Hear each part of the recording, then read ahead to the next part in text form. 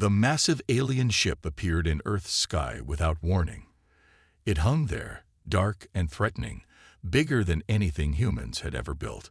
People across the world looked up and felt fear grip their hearts. Commander Jack Miller stood on the bridge of his ship, the EDF Horizon, staring at the main screen. After 15 years in Earth's defense fleet, he thought he had seen everything. He was wrong. "Sir, they're broadcasting a message," said Officer Linda Green, her fingers moving quickly over her control panel. "Putting it on screen now." The face that appeared made several crew members step back. It had large, bug-like eyes and a mouth full of small, sharp teeth. Its skin was hard and shiny, like a beetle's shell. "People of Earth," the creature spoke in a deep, clicking voice. "I am General Vic Thayer of the Craxian Dominion. Your planet now belongs to us. Give us your resources, or we will destroy you. You have one Earth day to decide." The screen went black. Jack looked around at his crew's worried faces. "Get me Earth Command," he ordered. Hours later, Jack and Linda prepared to board the alien ship. Their mission: try to talk peace, but really learn as much as they could about this new enemy. "This doesn't feel right," Linda whispered as they waited in the docking area. "There are hundreds of their ships up there. We only have 20 that can even leave Earth's atmosphere." Jack nodded. "I know, but we have something they don't know about." "What's that?" "Us, humans. They don't know what we're capable of yet." The docking door opened with a hiss. 4 alien guards waited on the other side. They were tall, almost 8 feet, with hard, shell-like bodies and 4 arms, each ending in clawed hands. They carried weapons that glowed with strange energy. "Follow," one said simply. Jack and Linda were led through long hallways made of some dark metal. Alien crew members stopped to stare at them as they passed. Some made clicking sounds that might have been laughter. Finally, they reached a large room with a raised platform at one end. On it sat General Vic Thayer in a chair that looked like a throne. He was bigger than the other aliens, with red markings on his shell and a scar across one of his eyes. "So these are humans," the general said, leaning forward to look at them better. "Smaller than I expected. Softer, too." "We come seeking peaceful resolution," Jack said, stepping forward. "Earth wishes to avoid conflict." The general's mouthparts moved in what might have been a smile. "Peace. There is no peace with the Craxian Dominion. There is only victory or defeat. And you," he waved one clawed hand dismissively, "have no chance of victory." Linda stepped forward. "General, surely we can find common ground. Earth has resources, yes, but we could trade." The sound that came from the general cut her off. It was harsh and rhythmic. Laughter. The other aliens in the room joined in. "Trade. With you." Vic Thayer stood up, towering over them. "Your species has barely left its own planet. Your bodies have no natural protection. Your technology is primitive. What could you possibly offer us except your submission?" Jack felt anger rise in his chest, but kept his face calm. He had dealt with bullies before. This was just a bigger, alien version. "Perhaps a demonstration, then," Jack suggested, "to show that humans shouldn't be underestimated." The general's laughter stopped. He looked at Jack with new interest. "A demonstration. What do you propose, soft one?" Jack looked the alien leader straight in his compound eyes. "I challenge you, General Vic Thayer, to single combat. Just you and me." The room fell silent. Then the general began to laugh again, louder than before. Little did he know, underestimating humans would be his biggest mistake. General Vic Thayer's laughter echoed through the chamber. The other Craxians joined in, their clicking sounds filling the room. Jack stood tall, his face calm despite the mockery. "You, a human, challenge me." The general's huge body shook with amusement. He walked down from his platform, each step heavy on the metal floor. Up close, he was even more intimidating, nearly twice Jack's height, with 4 powerful arms and a body covered in natural armor. "Yes," Jack said simply. "Me against you." The general leaned down, his face close to Jack's. His breath smelled like metal and something bitter. "And why would I waste my time on such a fight? I could crush you with one hand." "Maybe," Jack agreed. "But if you're so sure of that, why not prove it? Or are you afraid?" The room went silent. Even Linda looked shocked at Jack's words. "Afraid?" The general's voice was dangerously quiet now. "No one has dared speak to me like that in 50 cycles." One of the alien officers stepped forward. "General, this human insults you. Let me kill it for you." The Thur held up a hand. "No, the soft one wishes to die by my hand. I will grant this wish." He turned to Jack. "I accept your challenge, human. When I win, your planet surrenders immediately. And when I win," Jack said calmly, "you leave our solar system and never return." The general laughed again. "Bold words. We will fight tomorrow at first light. It will be witnessed by both our peoples." He motioned to his guards. "Take them to holding quarters." As they were led away, Linda grabbed Jack's arm. "Have you lost your mind?" she whispered. "He's twice your size with natural armor. We've seen their strength in the data. They can lift 3 times what a human can." Jack nodded. "I know the odds." "Then why challenge him? This is suicide." "Because," Jack said quietly, "there's something humans understand that these aliens don't." "And what's that?" "There's more than one way to win a fight." Back in their quarters, a small room with alien furniture too large for humans, Linda paced while Jack sat calmly. "Earth Command will be furious," she said. "You weren't authorized to make this challenge." "There was no time to ask permission," Jack replied. "Besides, we needed to buy time." "Time for what?" "For them to gather more ships. They already outnumber us 20 to 1. Jack stood up and walked to the small window. Outside, Earth looked small and blue against the darkness of space. "Time for us to learn about them," he said. "And time for them to underestimate us." "What do you mean?" Jack turned to her. "Did you see how they looked at us? How they laughed? They think we're weak because we're soft. Because we don't have shells or claws or extra limbs.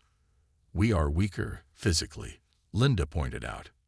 "Yes," Jack agreed. "But humans didn't become the dominant species on Earth by being the strongest." He smiled slightly.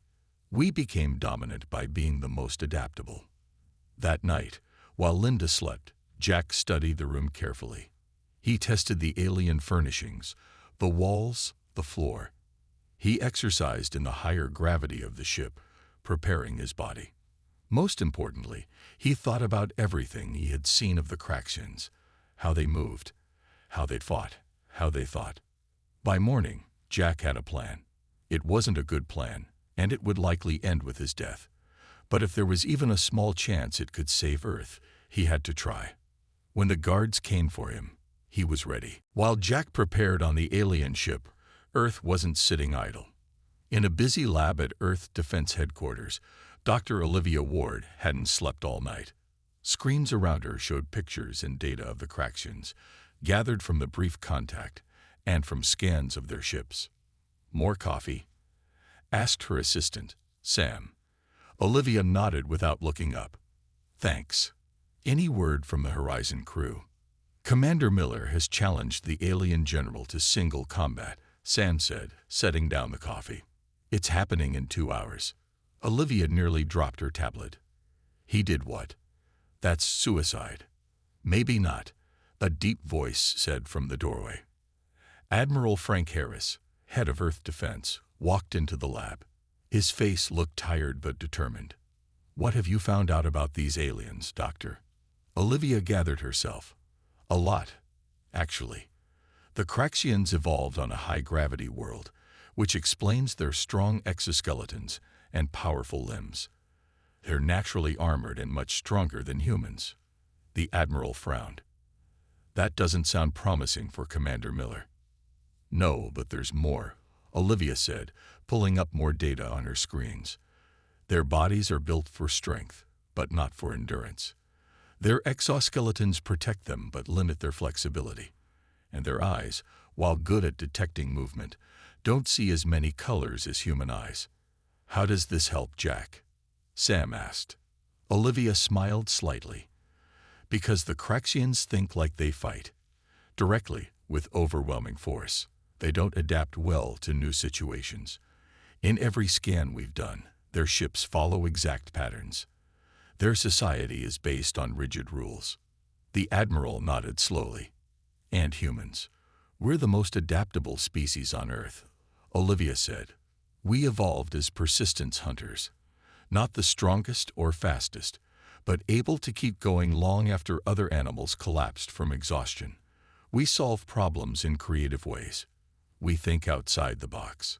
So you're saying Commander Miller might have a chance? If he realizes what he's up against, yes, Olivia replied. He doesn't need to overpower the general. He needs to outlast him and outthink him. Back on the Craxian ship, Jack was being led to the combat arena. The hallways were filled with alien soldiers, all watching him with what seemed like amusement in their compound eyes. Your death will be quick if you surrender now, one guard told him. The general might even make it painless. Jack just smiled. Thanks for the offer, but I'll take my chances. They reached a large circular room with high walls. Above, hundreds of Craxians looked down from viewing platforms. On one small platform stood Linda and two other humans from the horizon, looking worried. On the far side of the room, a door opened. General Victor walked in, his body covered in ceremonial markings. He carried a long staff with a blade at one end, a traditional weapon, Jack guessed. The general performed a series of moves with the weapon, showing his skill and strength. The Craxian audience clicked their approval. When Jack walked to the center of the arena wearing only his regular uniform and carrying no weapons, the aliens made sounds that might have been laughter. You come unarmed? The general asked, sounding disappointed. This will not even be a proper fight. Jack stretched his arms and legs, warming up his muscles. Where I come from, we have a saying. It's not the weapon that matters, but how you use it. And what weapon do you plan to use, soft one? The general asked, twirling his staff. Jack tapped his head. This one. The general laughed again. Your skull. It will crack like an egg under my fist. Not my skull, Jack said calmly. My brain. You see, General, humans don't win because we're the strongest. We win because we're the smartest. Victor's amusement turned to anger. Enough talk. Prepare to die, human. A loud sound echoed through the arena. The signal to begin. The fight for Earth's future was now underway. The general moved first, charging at Jack with surprising speed. His staff blade cut through the air with a sharp whistle. Jack waited until the last possible second, then stepped aside. The blade missed him by inches. The crowd of Craxians clicked and hissed. They had expected the human to fall immediately. Lucky dodge, Victor said, turning quickly. The next one will not miss. He attacked again, this time with a series of fast strikes. Jack didn't try to block them. That would have broken his arms against the alien's strength. Instead, he moved constantly, reading the general's patterns and staying just out of reach. 5 minutes passed, then 10. The general had yet to land a solid hit. The clicking sounds from the audience grew quieter. This was not going as expected. Stand and fight, coward, Victor shouted, his frustration growing.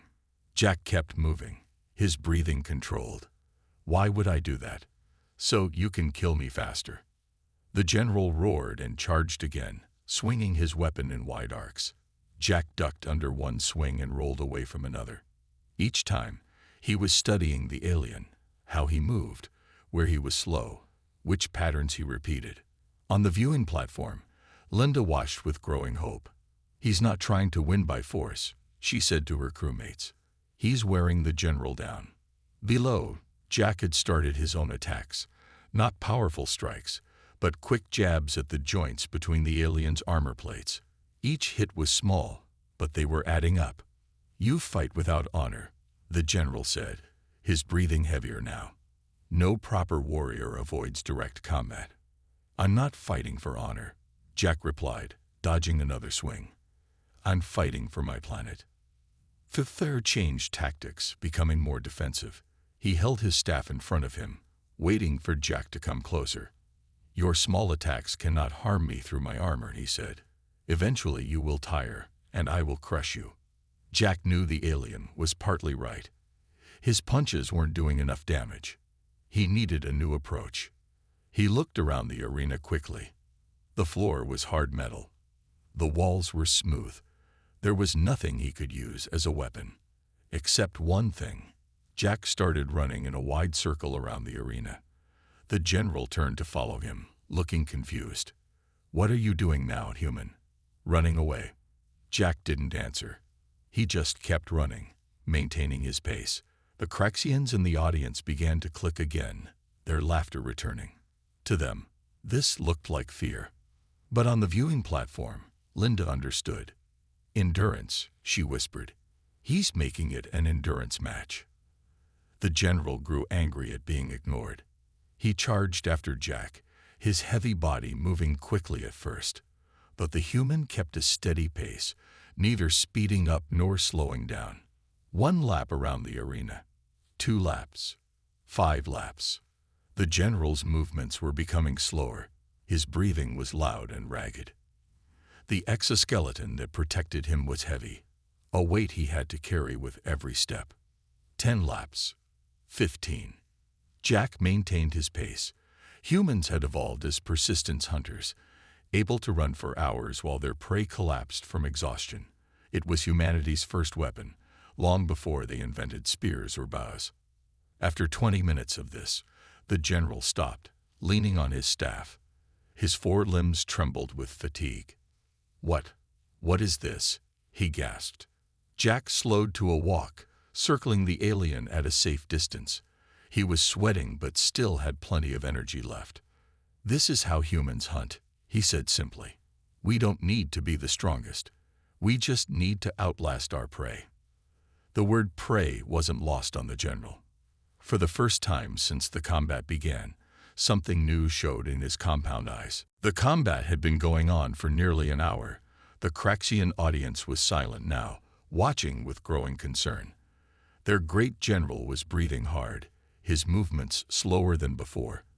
The small, soft human showed signs of tiredness too, but was still moving well. You cannot win this way, Vikithur said between heavy breaths. Eventually one of us must strike the other. Jack nodded. You're right. Let's get to it then. The general raised his weapon, ready for Jack to attack. Instead, Jack did something unexpected. He ran straight at the general, then at the last second, dropped to the floor and slid between the alien's legs. Before Vikithur could turn, Jack was up and struck hard at the back of the general's knee joint. The alien roared in pain and swung his staff blindly behind him. Jack had already moved away. That was not a proper attack, the general shouted. No rule book in survival, Jack replied, circling his opponent. Adapt or die. On the viewing platform, Linda turned to her crewmates. He's found the weakness, the joints in their exoskeletons.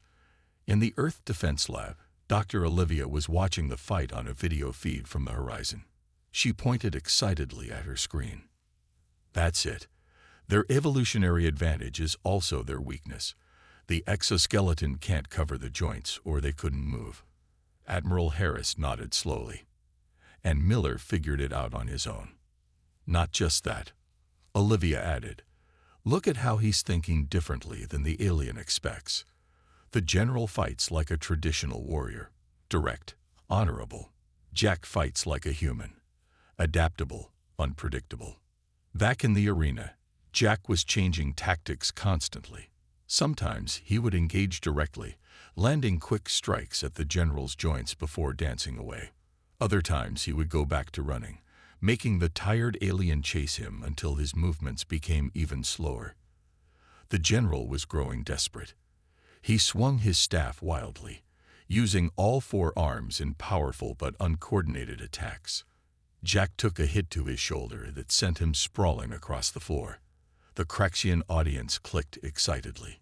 Jack got up slowly, his arm hanging loosely. It might be broken. Pain shot through his body, but he pushed it aside. Humans were good at ignoring pain when they needed to. Another evolutionary gift. "First blood to you," Jack said, managing a smile despite the pain. "Not bad for an old bug." The general didn't laugh. He wasn't underestimating the human anymore. "You are injured. Surrender now, and I will make your end quick." Jack shook his head. Humans don't give up that easily. He moved in again, this time favoring his good arm. The general prepared to defend against another attack to his joints. Instead, Jack grabbed the alien's staff with his injured arm, pulling it forward. The pain was terrible, but it brought the general off balance. With his good arm, Jack landed 3 quick punches to the alien's right eyes. Victor roared and pulled his weapon free, but the damage was done. 2 of his 4 eyes were now swollen shut. "I can still see enough to kill you," the general growled, but his voice held uncertainty now. Jack backed away, grimacing from the pain in his arm. "Maybe. But you're fighting with half your vision, and I'm fighting with a plan." What plan could a primitive species have that would defeat the Craxian dominion? Jack smiled through his pain. The same plan that let us survive on a planet filled with predators bigger and stronger than us. We observe, we adapt, we overcome. The general charged again, but his movements were predictable now. Jack avoided the attack and landed another strike to the alien's knee. Victor stumbled but didn't fall. The combat was entering its second hour, and both fighters were showing signs of severe fatigue. But a new feeling was spreading through the arena. The unthinkable possibility that the human might actually win. 2 hours into the fight, something remarkable was happening. General Victor, champion of the Craxian dominion, conqueror of 17 worlds, was slowing down dramatically. His exoskeleton, once his greatest protection, had become his biggest weakness. Each movement required him to carry that heavy natural armor, and after 2 hours of combat, the weight was crushing him. Jack was hurt too. His left arm hung useless at his side. Cuts and bruises covered his body. His breathing was hard and ragged, but he was still moving, still focused. "How?" the general asked between labored breaths. "How are you still fighting?" Jack circled warily, looking for his next opening. "Because humans never learn to quit. On our world, we were never the strongest species. We survived because we refused to give up." The Craxian commander raised his staff again, but the movement was slow, clumsy. Jack saw his chance. He darted forward, ducked under the weapon, and struck hard at the general's damaged knee joint. This time, something cracked. The general roared in pain and fell to one knee. The arena went completely silent. No one had ever seen the mighty Victor fall in combat. Not even once. And now a small, soft human had brought him to his knees. Jack moved back, giving himself space. He wasn't going to make the mistake of getting too close to those powerful arms, even now. "Your species," the general said, his voice filled with confusion, "fights without honor." Jack shook his head. "No, we fight to survive. There's a difference." On the viewing platform, Linda and the other humans watched in amazement. One of the Craxian officers nearby spoke to them. "What is your warrior? How was he made?" Linda looked at the alien with pride. "He wasn't made. He was born, just like all humans. We don't build our warriors. We evolve them." The general struggled to rise, using his staff for support. His leg wouldn't hold his weight properly, and 2 of his eyes were still swollen shut. But he wasn't finished yet. "I will not be the first Craxian general to lose to a lesser species," he growled. "I will die first." With surprising speed, he lunged forward, his staff aimed at Jack's chest like a spear. It was a desperate move, all or nothing. Jack had been waiting for this. Instead of dodging away, he moved toward the attack. At the last second, he twisted his body just enough that the staff passed alongside him instead of through him. He grabbed the weapon with his good arm and used the general's own momentum to pull him forward. The alien, already off balance because of his injured leg, stumbled past Jack. Before he could turn, Jack kicked hard at the back of his damaged knee. The general crashed to the floor with a sound like breaking metal. His staff clattered away across the arena. Jack picked up the weapon. Every muscle in his body screamed with exhaustion and pain. He stood over the fallen general, who looked up at him with his two working eyes. The entire arena held its breath. By Craxian rules, Jack had the right to kill his defeated opponent. Jack raised the staff. Then, to everyone's surprise, he threw it aside. It hit the floor with a loud clang that echoed through the silent arena. "That's not how humans win," Jack said, loud enough for everyone to hear. The general stared at him in confusion. "You spare me, after I threatened your world." Jack nodded. "Humans fight hard, but we understand mercy. It's another thing that makes us different from you." He held out his hand to the fallen alien, a human gesture of peace. For a long moment, the general just stared at the offered hand. Then, slowly, he reached up one of his 4 arms and took it. The arena remained silent as General Victher took Jack's hand. With some help, the massive alien rose to his feet, towering over the human despite his injured leg. "I do not understand," Victher said quietly. "You could have killed me. By our laws, my life was yours to take." Jack shook his head. "Killing you wouldn't solve anything. There would just be another general after you, and more fighting." "Then what do you want?" "The same thing I said at the beginning. For your people to leave our solar system, and to recognize that Earth is not yours to take." The general looked around at the silent crowd of Craxians, then back to Jack. "You have defeated me fairly. I will honor our agreement." He turned to address his people, his voice carrying through the arena. "The combat is over. The human has won. By the ancient laws of the Craxian Dominion, we will withdraw from this system." Murmurs spread through the crowd. One high-ranking officer stepped forward. "General, surely you cannot mean to retreat because of one lucky human." Victher's voice hardened. "It was not luck, Commander Zexcow. I was defeated by skill and endurance I have never seen before." He gestured to Jack. "This human could have taken my life, but chose not to. There is strength in that choice, strength we do not understand." On the viewing platform, Linda and the other humans cheered. On Earth, in the Defense Headquarters, Admiral Harris and Dr. Olivia watched the video feed with amazement. "He did it," Olivia whispered. "He actually did it." The Admiral nodded slowly. "Not with weapons or technology, but with the most basic human traits: endurance, adaptability, and in the end, mercy." Back in the arena, medical teams arrived for both fighters. As Jack's broken arm was being treated, the general approached him again. "Why did you challenge me?" Victher asked. "You must have known the odds were against you." Jack winced as the medic set his arm.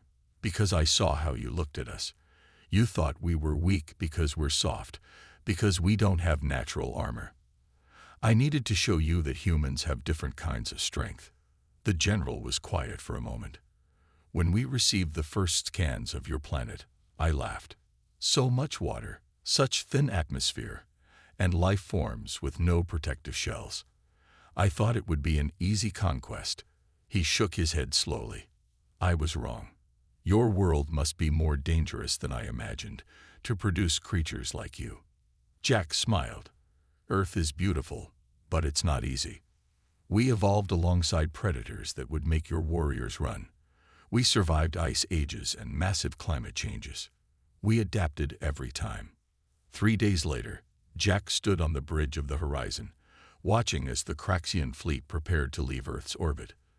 Linda stood beside him, her face full of wonder. "They're really leaving," she said. "All because of you." Jack shook his head. "Not because of me. Because of what I showed them about humanity." On the main screen, General Victher appeared. His injuries were bandaged, But he stood tall again. "Commander Miller," he said formally, "the Craxian Dominion withdraws from your system as agreed. I have sent a full report to our High Command about your species." "And what does your report say, General?" Jack asked. The alien's mouth parts moved in what might have been a smile. "That humans may look soft, but they are the most dangerous species we have ever encountered. Not because of your weapons, but because of your minds and your spirits." As the alien fleet moved away from Earth, news of what had happened spread quickly across the planet. Humanity had faced its first contact with alien life and survived not through superior technology or weapons, but through the very traits that had made humans the dominant species on Earth. General Victhar never laughed at humans again.